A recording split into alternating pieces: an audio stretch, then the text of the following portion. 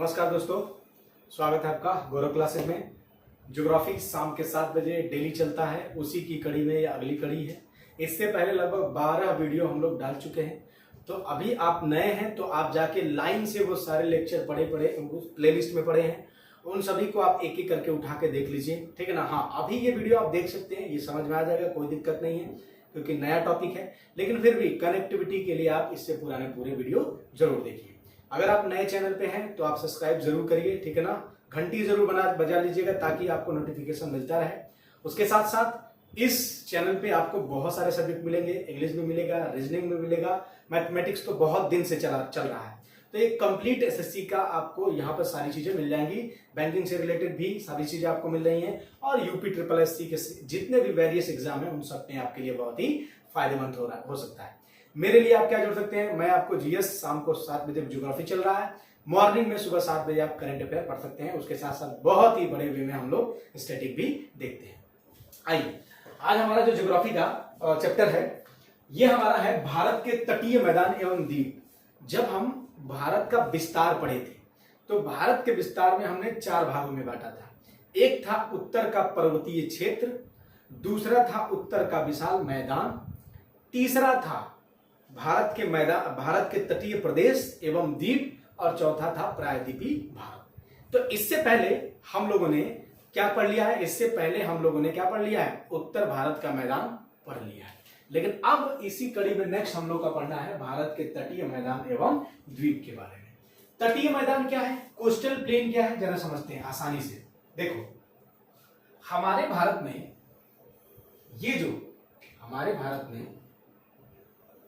ये जो त्रिभुज टाइप का आकार है, यानी नीचे वाला जो साउथ वाला हमारा इंडिया है, वो साउथ इंडिया को हम कहते हैं प्रायद्वीपीय भारत, ठीक है ना।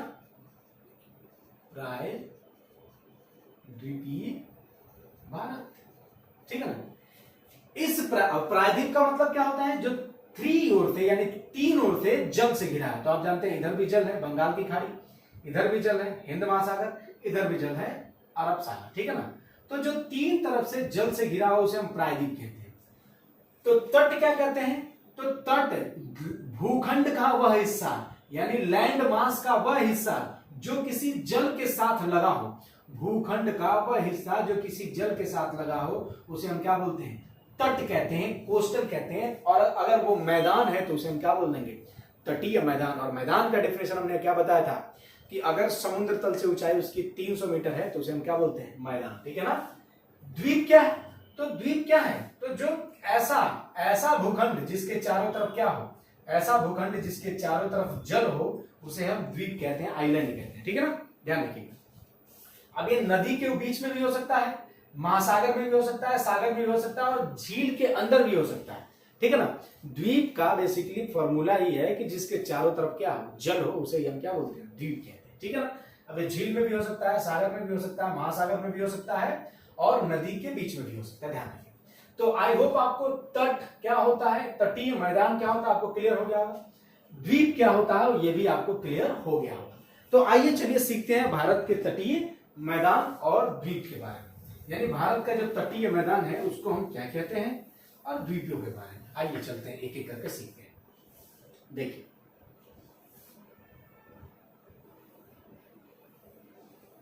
ठीक है ना, यह हमारा भारत है, ठीक है ना। नीचे का भारत, दक्षिण भारत कह सकते हैं, प्रायद्वीपीय भारत। इस प्रायद्वीपीय भारत के पास यहां पर कौन सा राज्य है, गुजरात, और यहां पर है वेस्ट बंगाल। हमने आपको इससे पहले सेकंड लेक्चर में बताया था कि भारत के कितने ऐसे राज्य हैं जो कोस्टल एरिया रखते हैं, यानी तट रखते हैं, यानी जिनके पास समुद्र की सीमा है। तो आप में से बहुत सारे लोगों को पता होगा क्योंकि हमने ये बातें हम लोग कर चुके हैं। 9 ऐसे राज्य हैं जो भारत के साथ क्या है, जल के साथ सीमा साझा करते हैं। ये सब जल ही तो है ना, जल। अच्छा, इन 9 में कौन कौन सा है, तो एक क्या है, गुजरात के बाद से आपको मिलेगा महाराष्ट्र, ठीक है ना। महाराष्ट्र के बाद से आपको मिलेगा क्या, गोवा, ठीक। यहां पर आपको कर्नाटक मिलेगा, यहां पर आपको क्या मिलेगा, केरल, ठीक है ना। यहां पर बगल में आपको क्या मिलेगा, तमिलनाडु के बाद आपको क्या मिलेगा, यहां पर आंध्र प्रदेश, ठीक है ना। आंध्र प्रदेश के बगल में आपको क्या मिलेगा, तो आपको सर जी उड़ीसा मिलेगा, ठीक। और उड़ीसा के बगल में आपको क्या मिलेगा, वेस्ट बंगाल। आप अपने साथ मैप रखेंगे तो आपको आसानी से समझ में आ जाएगा। 1 2 3 4 5 6 7 8 9 यानी 9 ऐसे स्टेट हैं जो भारत को तट के किनारे बसे हैं, ध्यान रखिएगा। इसमें भी मैक्सिमम सबसे ज्यादा लंबाई यानी सबसे ज्यादा समुद्र की सीमा किसके पास है? तो गुजरात, हम लोगों ने बात किया था। गुजरात के पास कितना है? गुजरात के बाद बताइए कौन सा है? तमिलनाडु है कि आंध्र प्रदेश है? ठीक है ना, गुजरात के बाद तमिलनाडु और फिर क्या है? आंध्र प्रदेश। ये टॉप थ्री मैक्सिमम जलीय सीमा बनाने वाले स्टेट है। और सबसे कम किसका था? तो सबसे कम किसका था? तो गोवा का। ठीक है ना, ये ध्यान रखिए, सबसे कम कितना? तो 101 किलोमीटर। गुजरात का लगभग 1600 किलोमीटर। ठीक है ना, लगभग 1600 किलोमीटर। तो ये ध्यान रखिएगा किसकी सीमा ज्यादा है और किसकी सीमा कम है, इसको आप अच्छे से सीख लेंगे।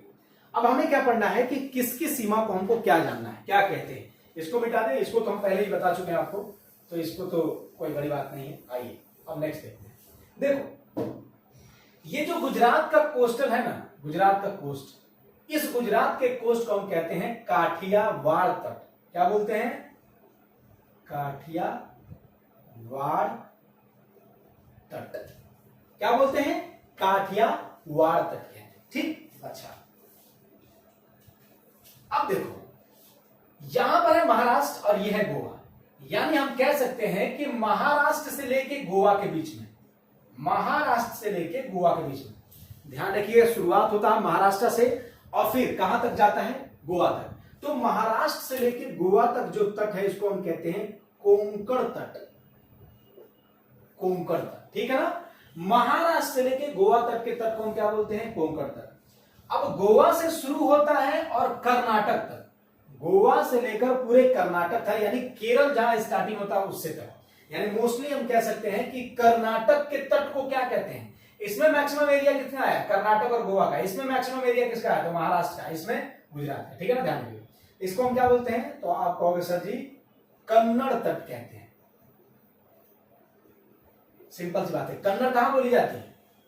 कर्नाटक में। कर्नाटक कन्नड़, ठीक है ना, दोनों मिला के ध्यान रखिए। कोंकणी कहां बोली जाती है? तो गोवा और महाराष्ट्र में, ध्यान रखिए। और फिर चौथा कौन सा है? 4th नंबर पे केरल, और केरल के तट को हम क्या बोलते हैं? मालाबार तट। ठीक है ना, तो ध्यान रखिएगा। अगर आपसे क्वेश्चन पूछे कि गुजरात के तट को क्या बोलते हैं, तो आप कह दोगे काठियावाड़ तट। फिर आपसे पूछा जाए कि महाराष्ट्र के तट को क्या कहते हैं, तो आप कहेंगे कोंकण तट। फिर आपसे पूछा जाए कि कर्नाटक के तट को क्या कहते हैं, तो आप कहोगे कन्नड़ तट। केरल के तट को क्या बोलते हैं? तो मालाबार तट। ठीक है ना, ये ध्यान रखिए। इसी प्रकार इधर आ जाते हैं, वेस्ट बंगाल के तट को हम क्या बोलते हैं? तो आप कहोगे बंगा तट। होता है ना गुजरात, मराठा, द्राविड़, उत्कल, बंगा। ठीक है ना, तो बंगा तट, यानी बंगाल के तट को क्या बोलते हैं? बंगा तट। उड़ीसा के तट को उत्कल,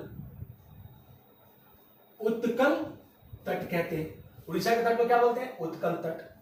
आंध्र प्रदेश के तट को क्या बोलते हैं? उत्तरी सरकार तट। आंध्र प्रदेश के तट को क्या कहते हैं? उत्तरी सरकार तट। और तमिलनाडु के तट को क्या बोलते हैं? तो इसको हम बोलते हैं कोरोमंडल तट। ठीक है ना, एक बार और समझ लेते हैं हम लोग अच्छे से। काठियावाड़ तट गुजरात को, कोंकण तट महाराष्ट्र को, कन्नड़ तट कर्नाटक को, मालाबार तट केरल को। यानी महाराष्ट्र से लेके गोवा तक क्या है? कोंकण तट है। गोवा से लेके केरल के बीच में क्या है? कन्नड़ तट है, ध्यान रखिएगा। और केरल तट को मालाबार तट। ठीक, बंगाल के तट को बंगा तट, उड़ीसा के तट को उत्कल तट, आंध्र प्रदेश के तट को उत्तरी सरकार तट, और तमिलनाडु के तट को कोरोमंडल तट कहते हैं। तो ये पूरे हमारे तटीय मैदान हो गए। ठीक है ना, भारत के तटीय मैदान हो गए। और इन सभी तटीय मैदानों की उत्पत्ति कैसे हुई है, इनका निर्माण कैसे हुआ है, तो सभी जानते हैं, आप सभी जानते हैं। ठीक है ना, ये गुजरात के आसपास लूनी और उसकी तमाम सहायक नदियों के द्वारा ये बना है। नर्मदा ताप्ती नदियों के द्वारा यहां पे बना है। गोवा में भी बहुत सारी नदियां हैं। ठीक है ना, तो आप जानते हैं, एक दो नदी का नाम बताइए। मांडवी, जुआरी, ठीक है ना, ये सभी नदियां क्या है? गोवा में है। कर्नाटक में भी बहुत सारी नदियां हैं, शरावती वगैरह। केरल में भी पेरियार, भरतपुजा, तमाम नदियां। तो इन सभी नदियों के द्वारा ही इन तटीय प्रदेशों का निर्माण हुआ है, तटीय मैदानों का। ठीक है, क्या होता है? नदी ऐसे जाएंगी, यहाँ पर पर्वत है, नदी ऐसे जाएंगे, यहाँ पे पर्वत है, पर्वत को तोड़ेंगे, तोड़ के जो मिट्टी पर्वत होगा इसको किनारे पर जमा करते जाएंगे, तो धीरे धीरे किनारे पर जमा हो जाएगा। इसलिए आप देखते होंगे कि तटों पर क्या पाए जाते हैं, बालू, रेत, जिसको आप कहते हो कि बीच के किनारे हम लोग हैं, ठीक है ना, बीच पे हम लोग, ध्यान रखें, ठीक है ना। तो ये हो गया हमारा तटीय मैदान। आप इसको चाहे तो स्क्रीनशॉट ले सकते हैं, ठीक है, ले लीजिए, फिर ऐसे ही डायग्राम बना के आप अपने नोट्स में नोट कर लीजिएगा। अब आते हैं नेक्स्ट, द्वीप के बारे में। भारत के द्वीप के बारे में मैं ज्यादा बात नहीं करने वाला हूं, बस जो चीजें इंपॉर्टेंट है मैं उसको बता दूंगा, और फिर आपको एक बहुत ही ज्यादा एक्सरसाइज आज मिलने वाला है, मतलब आपको होमवर्क बहुत ज्यादा मिलने वाला है आज, तो आप तैयार रहिएगा। और वो कैसा होमवर्क है, मैप प्रैक्टिस का होमवर्क है, ठीक है ना।